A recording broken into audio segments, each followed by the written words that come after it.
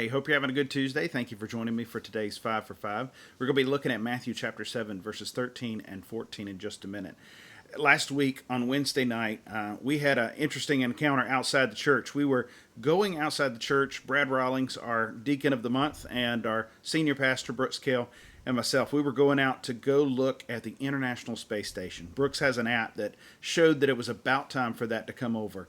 We knew it was supposed to come over at about 8:10, and so we were heading outside a few minutes after 8 o'clock and hoping to see it. And as we were looking up at the night sky, we noticed the clouds, we noticed a few planets, a few things that we could pull up on our apps that we had that show us where the things are in the night sky. And we were looking around, and suddenly something came across, and at first we thought it was a plane, but we noticed it had a different kind of light coming behind it. So then we thought, well, maybe it's a helicopter, and it's just shining its spotlight this way.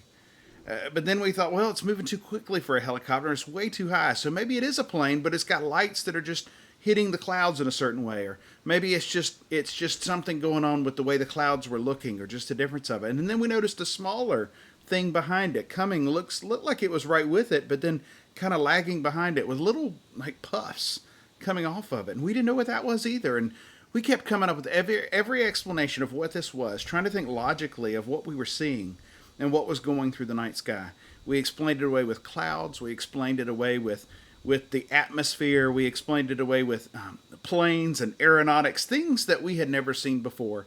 And while we were doing all of that, we never once realized that what we were seeing was exactly what it looked like. What we were seeing was actually the newest Spacex launch that happened last Wednesday, the first civilian flight for 4 people who had the chance to go and be on that flight for 3 days.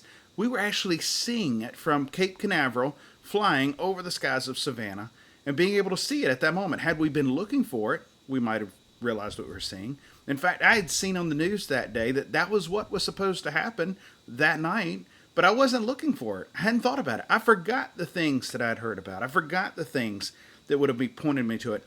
Had we taken the chance to really think about it and said, that really looks like a rocket. It looks like something that is shooting across the sky, and it looks like a rocket. But our rationalizations, we thought it through, and we thought, surely that's not what it is. We came up with explanations of all these things of what it could be. And it got me thinking about how few people seem to get all the realities of what God's doing all around them, of how Jesus Christ has done everything necessary for them to have a real relationship with Him and to having eternal life. And many people have heard it. Many people have talked about it to them. Many people have witnessed things that would help them to see that God is real and that He wants them to have a real relationship with Him. But they still often forget the truths that they've learned. They forget the things that maybe they should have remembered. They rationalize and explain away these things. They start to look past the truth that's right in front of them and come up with every other explanation of what God is doing when God's calling out to them. In Matthew 7, verses 13 and 14, Jesus says, "Enter by the narrow gate, for the gate is wide, and the way is easy that leads to destruction, and those who enter by it are many." It's easy to turn our backs on God. It's the easiest thing any one of us could do. It's the natural way that we, on our own, in our own sinful ways, would go. The world is going by the wide way. The world is going on a path towards destruction. Those who don't follow after Jesus Christ ultimately are leading their lives into a way that will lead to a life without Him and an eternity separated from Him. And it's easy to go that way. But Jesus says in verse 14, "The gate is narrow and the way is hard that leads to life, and those who find it are few." That night we were over explaining all the things we were seeing, all the realities of what was right in front of us. And sometimes in this life, even we as believers sometimes can fall trapped to this, to over explain what God is doing and to give it all the reasonable, rational answers in the world without realizing first what God may be calling us to and what He may be trying to say to us.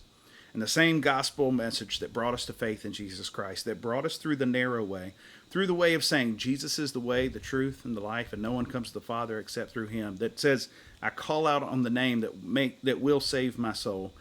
In that same narrow path, He wants us to continue every day looking for Him, pursuing Him, and following Him. Not going our own way, not going the way of the world, but following the way where He calls us, even when that way may not be popular, and it may not always make sense to the world around us. Get into Matthew chapter 7, and you'll see that Jesus had a distinct call for His people. And if we choose to trust in Him and follow after Him, then He's got a call on each one of us too. Hope you have a great day.